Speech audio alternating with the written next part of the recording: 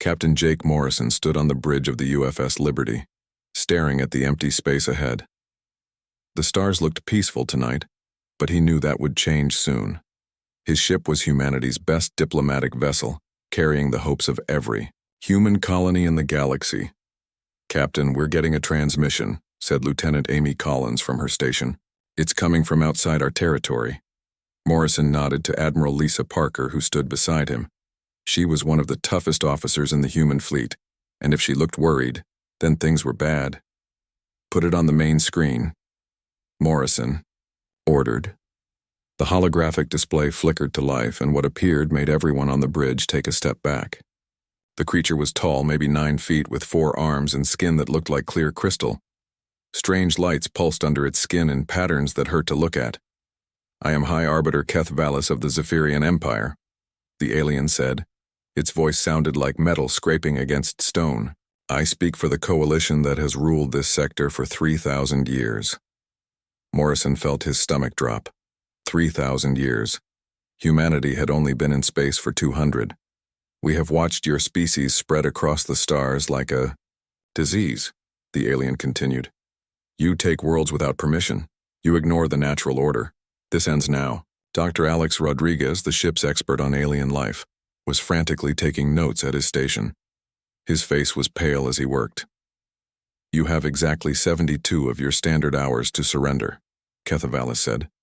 "All human colonies will submit to Imperial rule. Your entire species will relocate to the planets we choose for you. You will serve the Empire as all conquered species serve." Admiral Parker stepped forward. "And if we refuse?" The alien's lights pulsed brighter. "Then we will cleanse every world you have touched. No human will survive. We have done this before to species more powerful than yours."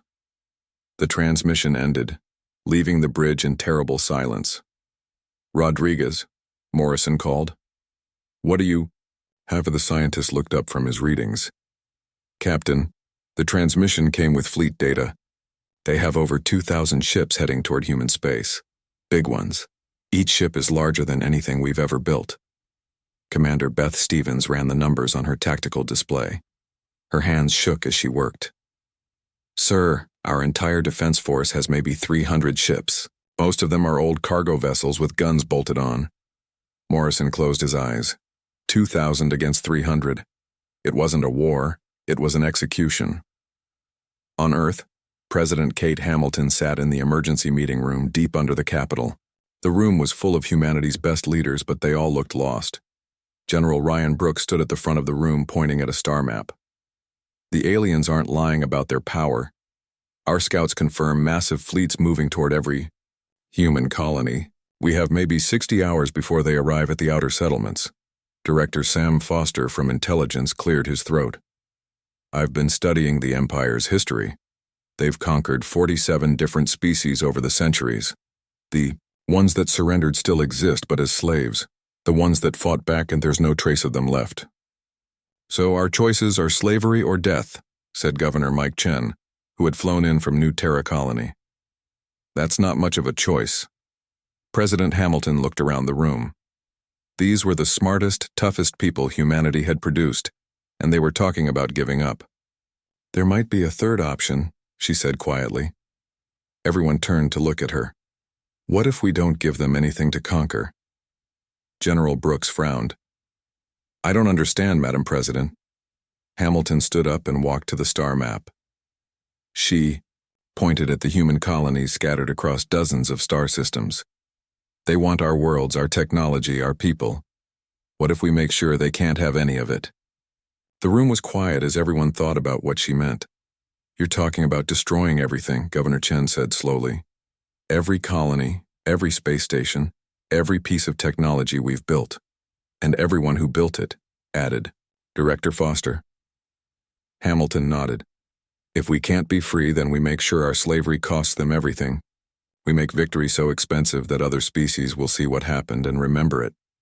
Back on the UFS Liberty, Captain Morrison received a priority message from Earth. As he read it, Admiral Parker watched his face change. "What are our orders, Captain?" she asked. Morrison looked up from the message pad. For the first time since the alien transmission, he was smiling. But it wasn't a happy smile. It was the smile of a man who had just decided to burn down his own house rather than let thieves have it. "We're going home, Admiral. All of us. Every last human in the galaxy." Parker read over his shoulder and her eyes went wide. "Sir, this is madness." "Maybe," Morrison said. "But it's our madness. Signal all ships. We have work to do." In the depths of space, the Empire's fleet continued toward human territory. High Arbiter Kithavala sat in his command chamber, reviewing reports about humanity. They were young, weak, and outnumbered. This would be easy. He had no idea that humans had just chosen the one response his empire had never encountered in 3,000 years of conquest. They had chosen to make sure that winning would feel exactly like losing. The countdown had begun, and humanity was about to show the galaxy what it meant to die free. President Kate Hamilton stood in front of the camera, knowing that billions of humans across the galaxy were watching her. Her voice was steady, but her hands shook slightly as she held the speech pad. "My fellow humans," she began. "In 58 hours, the Zephyrian Empire will arrive at our outer colonies. They expect to find us on our knees, ready to serve them as slaves. They are wrong." Across human space, people stopped what they were doing to listen. On New Terra, families gathered around their screens. On Mars Colony, miners put down their tools.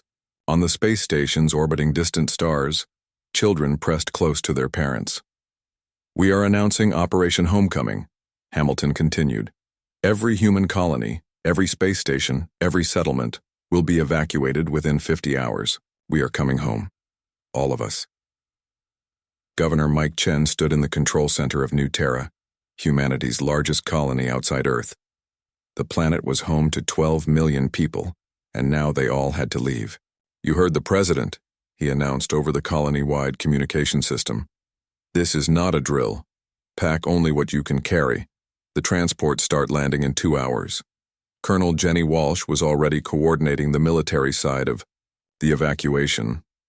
Her soldiers were moving through the colony, helping families get to the landing zones. But they had another job too, one that only a few people knew about. "Martinez, how long do you need?" she asked Dr. Tony Martinez, the colony's chief engineer. Martinez looked up from the technical display he was working on.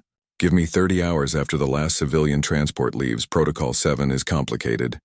Protocol 7. Only the top engineers and military officers knew what it meant. Hidden throughout every human colony were fusion charges, powerful, enough to turn entire cities into glass. They had been installed quietly over the past 10 years, just in case humanity ever faced complete defeat. On Kepler Station, Captain Amy Collins watched the refugee ships dock one after another. Her station was a major hub, and now it was packed with scared families who didn't understand why they had to leave their homes. "Captain, we're over capacity by 300%, reported her first officer. "The life support systems can't handle this many people." "Make it work," Collins ordered. "Nobody gets left behind." She looked out the window at the stars. Somewhere out there, the Empire's ships were getting closer. Soon, Kepler Station would be empty, except for the charges, hidden in its power core. Major Luke Freeman led his demolition team through the mining tunnels of Mars Colony. They had practiced this mission dozens of times, but now it was real. Every fusion reactor, every piece of important equipment, every computer system had to be rigged to explode. "Sir, the civilian evacuation is almost complete," reported Sergeant Nina Ross. "We can start the final preparations." Freeman nodded. "Remember, we have exactly 6 hours after the last transport leaves. That's how long it takes the charges to arm themselves. After that, anyone still here dies with the colony." The evacuation was the largest movement of people in human history. Millions of civilians packed into cargo ships, passenger vessels, and anything else that could fly.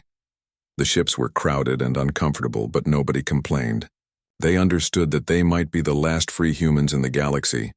Engineer Emma Johnson worked frantically in the depths of Titan Base, one of humanity's most important research stations. She was copying critical data onto portable drives, while plasma charges heated up around the station's power core. "Johnson, you need to go now," called Commander Troy Baker over the communication system. "The last transport leaves in 10 minutes. "Almost finished," she replied, sweat dripping onto the keyboard. "I'm not leaving our entire weapons research for the Empire to find." The data included everything humanity had learned about alien technology, advanced weapons, and space travel. If they survived this war, they would need every advantage they could get. Across the galaxy, the same scene played out on dozens of worlds. Families saying goodbye to homes they had built with their own hands. Farmers leaving fields they had planted and tended for years. Scientists abandoning laboratories full of important discoveries. But they also left something else behind. Hidden charges, booby traps, computer viruses that would activate when aliens tried to access human systems. If the Empire wanted human worlds, they would get them as smoking ruins. Dr. Sarah Kim, Earth's expert on alien psychology, briefed the fleet commanders as they prepared for the next phase of the operation. "The Empire's expansion depends on taking intact colonies and enslaving the populations," she explained. "They use conquered species to build more ships, mine more resources, and conquer more worlds. By denying them both our infrastructure and our people, we're breaking their entire system." On a small scout ship near the edge of human space, Lieutenant Carl Williams watched the Empire's advance fleet through his instruments. The alien ships were massive, each one bigger than a human city. But they were moving slowly, expecting to find colonies full of valuable prisoners and equipment. "Sir, I'm picking up Imperial communications," reported his communications officer. "They're discussing garrison assignments for human worlds. They have no idea what's coming." The Empire's battle commander, Thex Moral, reviewed the invasion plans. One more time. 47 species had been conquered using the same strategy. Overwhelming force followed by quick occupation of key infrastructure and mass enslavement of useful populations. High Arbiter Keth Vallis expected this conquest to be routine. Humans were young and weak. They had never faced real military power before. They would surrender quickly once they saw the size of the Imperial fleet. But as the first Imperial scouts reached the outer human colonies, they found something impossible. The planets were empty, not just of people, but of everything. The cities were gone. The spaceports were melted slag. The orbital stations had been reduced to floating debris. "Where are they?" Keth Vallis demanded when the reports reached his flagship. "Unknown, High Arbiter," replied his intelligence officer. "There are no human life signs on any of the colonies we've reached. No intact technology. No resources worth claiming." For the first time in 3,000 years of conquest, the Zephyrian Empire had found an enemy that refused to be conquered. The humans had chosen to destroy everything they had built, rather than let it fall into alien hands. And this was just the beginning. Dr. Sarah Kim stood in front of the holographic display, speaking to fleet commanders scattered across the solar system. Behind her, Earth looked peaceful in the darkness of space, but everyone knew that would change soon. "The Empire has built their power on a simple idea," she explained. "They conquer a world, steal its technology, and force its people to build more ships for the next conquest. It's worked for 3,000 years because no species has ever denied them the prize." Admiral Lisa Parker nodded from her command ship. "Until now." "Exactly," Kim continued. "By destroying our colonies, we've turned every human world from an asset into a liability. The Empire has to garrison empty planets while gaining nothing. They're bleeding resources for worthless rocks." Commander Troy Baker was monitoring Imperial communications from his stealth ship, hidden in the asteroid belt. His job was dangerous but critical. Every day he listened to the aliens getting more frustrated. "Admiral Parker, you need to hear this," he transmitted on a secure channel. "The Empire is having serious problems. Their commanders are arguing about resource allocation. Some want to abandon human space entirely. The plan was working better than anyone had hoped. The Empire's war machine was designed to feed on conquest, but humanity had given them nothing to eat. On Earth, the preparations were different, but just as thorough. General Ryan Brooks oversaw the conversion of car factories into weapons plants. Civilian shipyards were retooled to build warships. Every resource was focused on the coming battle. But Earth had another purpose now. It was bait. The Empire needs a victory, President Hamilton explained to her cabinet. Something to show their people that this costly war was worth it. We're going to give them the biggest prize of all, humanity's home world. Director Sam Foster looked uncomfortable. Madam President, if they take Earth, they won't take Earth, Hamilton said firmly. They'll destroy it, but they won't take it. In the depths of Luna Base, Dr. Tony Martinez worked on the most complex demolition project in human history. Earth wasn't just going to be destroyed, it was going to become a weapon. How many charges do we have in place? Asked Colonel Jenny Walsh, who was coordinating the military side of the operation. Martinez checked his tablet. Every major city, every industrial center, every fusion reactor on the planet. When Protocol 7 activates, Earth will burn brighter. Then the sun for about 10 minutes. The fusion charges weren't just hidden in empty buildings. They were woven into Earth's infrastructure like a spider web. Power plants, subway tunnels, office buildings, even some residential areas. The explosion would be visible from neighboring star systems. Captain Nina Ross was patrolling the outer solar system in her reconnaissance ship when she detected something unexpected. A small, weak transmission from deep space. "This is Commander Eva Torres of the Viridian Republic," the message began. The voice was tired and scared. "If any humans receive this, please respond. We need to know if you're still fighting." Ross had never heard of the Viridian Republic, but she recognized the desperation in the alien's voice. She recorded a careful response and sent it back. Within hours, more transmissions started arriving. The Korthak mining clans, the aquatic Nerith, the peaceful Altarians. All of them were species conquered by the Empire years ago, and they were all asking the same question. How were the humans still resisting? Dr. Kim studied the alien messages with growing excitement. "Admiral, this is unprecedented. The Empire's client species are watching our resistance and getting ideas. Some of them are already sabotaging Imperial supply lines." Lieutenant Carl Williams was analyzing Imperial fleet movements when he noticed something strange. "Ma'am, 3 Viridian work crews just went on strike. They're refusing to repair battle damage on Imperial ships." The effect was spreading like wildfire through the Empire's slave populations. Species that had served without question for centuries were suddenly remembering what freedom felt like. High Arbiter Keth Vallis stood in his command chamber, staring at reports that made no sense. The human resistance should have collapsed by now. Instead, it was inspiring rebellion across his empire. "Battle Commander, explain these sabotage reports," he demanded. Thexmeral looked nervous. "High Arbiter, sabotage incidents are up 60% across all sectors. Work slowdowns are affecting ship production. Some species are refusing to cooperate entirely." "All because of the humans?" "The conquered species are calling them the Fire Speakers," Thexmeral replied. "They believe humans have shown them how to die free instead of living as slaves." Keth Vallis felt something he hadn't experienced in centuries. Doubt. The Empire had always won because conquered species accepted their fate. But humanity had done something different. They had chosen destruction over surrender, and that choice was spreading like a disease. Major Luke Freeman led a strike team to one of the Empire's forward bases built on a former human colony. What they found there shocked them. "Sir, the base is barely functional," reported Sergeant Nina Ross. "The aliens are spending most of their resources just keeping the lights on. They've gained nothing from conquering this world." Freeman smiled grimly. The scorched earth strategy was working. Every Imperial ship sent to garrison a dead human world was a ship that couldn't be used for conquest elsewhere. Back on Earth, the final preparations were almost complete. Emma Johnson finished installing the last of the fusion charges in the deep tunnels under New York. The city above was still full of people going about their daily lives, unaware that they were living on top of the largest bomb in human history.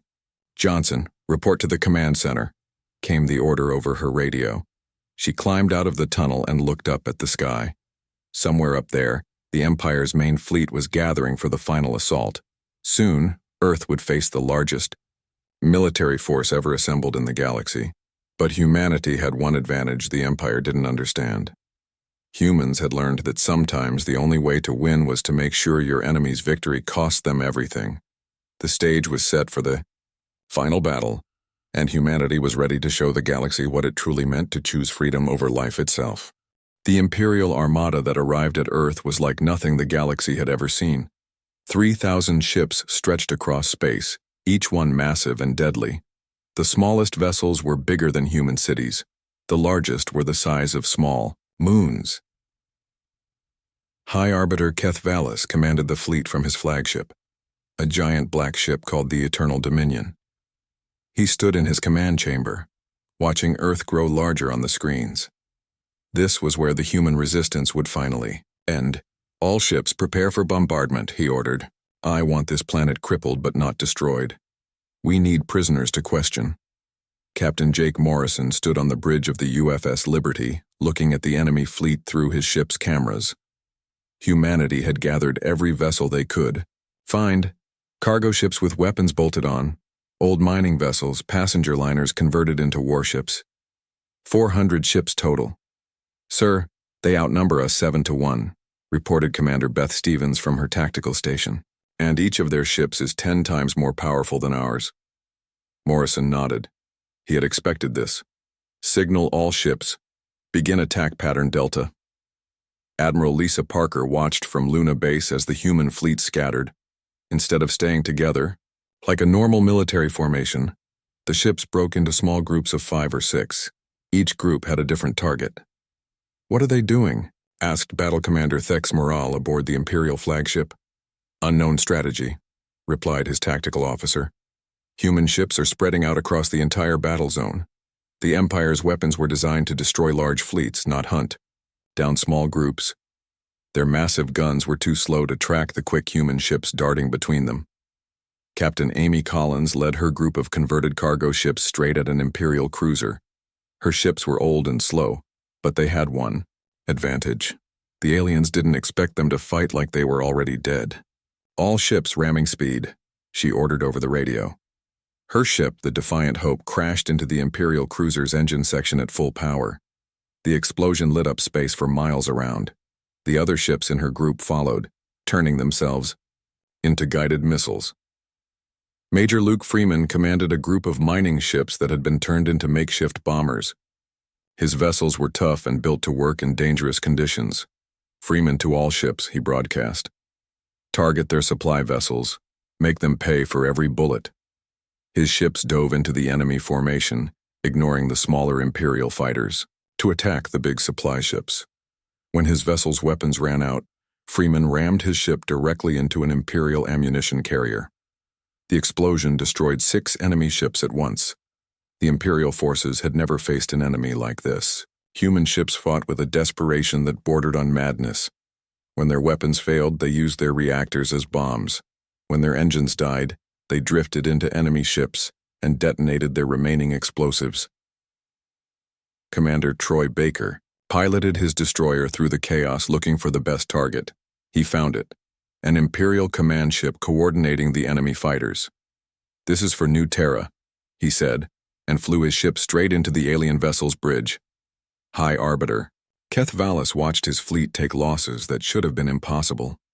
The humans were fighting like they had nothing to lose because they didn't. "Status report," he demanded. "We've lost over 300 ships," Thex Moral replied, his voice shaking. "The humans are using suicide tactics. Every ship they lose takes 2 or 3 of ours with it." Keth Valis felt anger burning in his chest. In 3,000 years of conquest, no species had ever made his empire pay such a price for victory. Captain Nina Ross led the last group of human fighters in a desperate attack on the Imperial flagship itself. Her ships were small and fast, built for reconnaissance rather than combat. "All fighters target the bridge," she ordered. "If we can kill their commander, maybe we can end this." Her ship dodged through the enemy's defensive fire, getting closer and closer to the massive black vessel. She could see the bridge now, a crystal dome on top of the ship. "Almost there," she whispered. Then her ship exploded under alien fire. But her sacrifice wasn't in vain. The other fighters in her group made it through, crashing into the flagship's hull. The damage wasn't enough to destroy the ship, but it was enough to send a message. Nowhere was safe from human determination. On Earth's surface, President Kate Hamilton watched the battle through the orbital cameras. The human fleet was dying ship by ship, but they were making the Empire pay dearly for their victory. "Madam President," came a voice over the radio. It was Dr. Tony Martinez, calling from deep under the planet's surface. "Protocol 7 is armed and ready. Just give the word." Hamilton looked at the tactical display. Only 50 human ships were left, scattered and damaged. The Imperial fleet was closing in on Earth, ready to land troops and claim their prize. "Not yet," she said. "Let them get closer." High Arbiter Kethavalis finally understood what made humanity different from every other species his empire had conquered. They weren't fighting to win. They were fighting to make victory meaningless. As Imperial landing ships approached Earth's atmosphere, he realized the humans had been planning this moment from the very beginning. They had never intended to survive this war. They had only intended to make sure their defeat would cost the Empire everything. The final phase of humanity's plan was about to begin, and it would burn brighter than any star. Imperial landing ships broke through Earth's atmosphere like falling stars.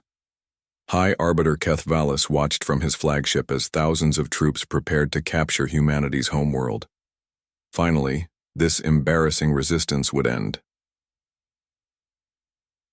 President. Kate Hamilton stood in the command bunker deep beneath the planet's surface. Around her, the last leaders of humanity waited for her final order. General Ryan Brooks checked his watch. Director Sam Foster monitored the alien communications. Dr. Tony Martinez held his hand over the activation switch for Protocol 7. "Madam President," Martinez said quietly, "the Imperial troops will reach the major cities in 15 minutes. If we're going to do this, it has to be now." Hamilton looked at the faces around her. These people had helped her plan humanity's final act of defiance. They knew they were about to die, but their eyes showed no fear, only determination. "Signal all human ships," she ordered. "Tell them it's time." Captain Jake Morrison received the message aboard his damaged ship, one of only 12 human vessels still fighting. His crew was wounded and his weapons were gone. But he smiled when he heard the president's words. "This is Captain Morrison to all remaining ships." He broadcast on all frequencies. "Protocol 7 is active. It's been an honor serving with you, all." He opened a channel to the entire galaxy, knowing that every species in Imperial space would hear his words. "Attention, citizens of the galaxy," Morrison said. "We are humanity. We bow to no empire. We kneel to no master. You wanted our worlds, they're yours, enjoy the ashes." President Hamilton took one last look at the monitors showing Earth's beautiful cities. New York, London, Tokyo, Cairo, all of them would be gone in minutes. But their destruction would send a message that would echo across the galaxy for centuries. "Dr. Martinez," she said, "execute Protocol 7. Martinez pressed the switch. The explosions began on the far side of the planet and spread like wildfire. Every fusion reactor, every power plant, every hidden charge detonated at exactly the same moment. The chain reaction was visible from space, as Earth's surface erupted in pillars of fire that reached into the sky. High Arbiter Kethvalis watched in horror as humanity's homeworld turned into a temporary star. The explosion was so bright that his ship's cameras automatically dimmed to protect the crew from blindness. "Sir, we're detecting massive explosions across all human colonies," reported his tactical officer. "Every world they abandoned is detonating, simultaneously." Luna Base exploded next, taking several Imperial ships with it in the blast. Then Mars Colony, then New Terra, Kepler Station, and dozens of other worlds across human space. Every place humanity had ever lived erupted in nuclear fire. The Imperial fleet found itself scattered across dozens of star systems, each one containing nothing but radioactive debris where human civilization once stood.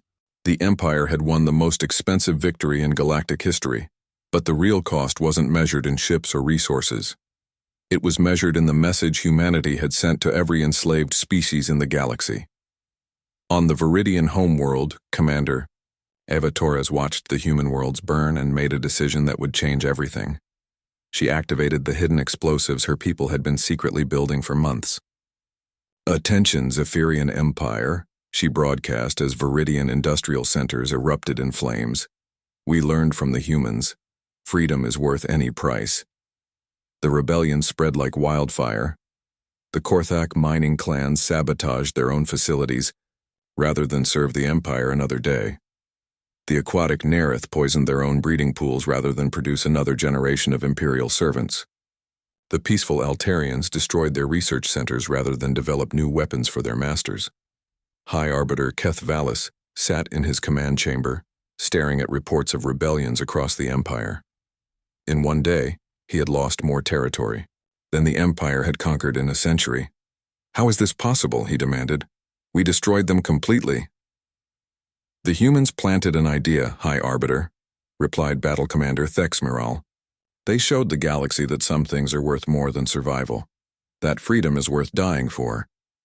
"But they're extinct," Keth Valis protested. "They gained nothing." "They gained everything," said a new voice. Both aliens turned to see a young intelligence officer holding a communication device. "Sir, we're receiving a transmission from the edge of the galaxy. There are human survivors." The message was weak but clear. A small colony ship, one of perhaps a dozen that had escaped the final battle, was broadcasting to anyone who would listen. "This is the colony ship New Hope," the transmission began. "We carry 3,000 human survivors. We're looking for a new home, far from Imperial space." Then another voice joined the transmission, speaking in broken but determined words. "This is the Altarian vessel Bright Dawn. We heard what your people did. We want to learn." "How do we be human?" More voices joined in. Viridian refugees, escaped Korthak miners, even some young Zephyrians who had been inspired by humanity's sacrifice. Captain Morrison, floating in an escape pod near the ruins of Earth, heard the transmissions and smiled. His species might be nearly extinct, but their legacy would live forever. Within a year, the Zephyrian Empire began to crumble. Not because they were militarily defeated, but because humanity had taught the galaxy that empires could only rule those who chose to kneel. The humans had shown everyone that some prices were too high to pay even for survival. They had proven that freedom was worth any sacrifice, and that sometimes the only way to win was to make sure your enemy's victory felt exactly like defeat. The last free humans drifted toward the edge of the galaxy, carrying with them the most dangerous idea ever conceived, that being free was worth more than being alive. And across the galaxy, species that had served in chains for centuries whispered a new word they had learned from the humans: hope.